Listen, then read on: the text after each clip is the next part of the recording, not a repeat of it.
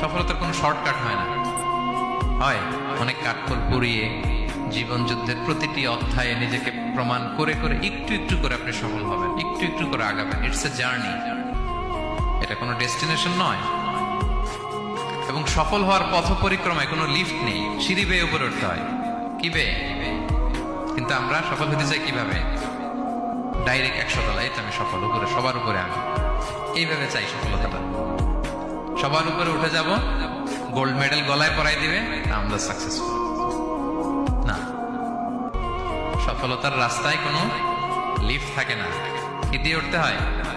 সিঁড়ি বেয়ে ঘাম জড়িয়ে উঠতে হয়। দেখেন, শুধু আলোর মুখ দেখার জন্য মায়ের পেটে আমাদের কত সময় লাগছে বলেন তো? জাস্ট একটু লাইট, হ্যাঁ, 9 মাস 10 মাস সময় লাগছে শুধু একটু আলো দেখবো আমরা। একটু আলোর মুখ দেখার জন্য আমার লাগছে 9 মাস। আর এখানে আমরা শর্টকাট খুঁজি, খালি কি খুঁজি? সফলতার কোনো শর্টকাট নেই। অল্প এফোর্টে যারা সফল হতে চায় এরা কোনোদিন সফল হয় না।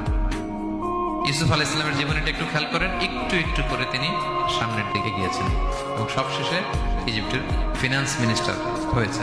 এজন্য ধৈর্য ধারণ করতে হবে, নিজের সর্বোচ্চটুকু উজাড় করে দিয়ে আপনার রোলটা আপনি প্লে করবেন, এরপর আল্লাহ তাআলার উপর ভরসা।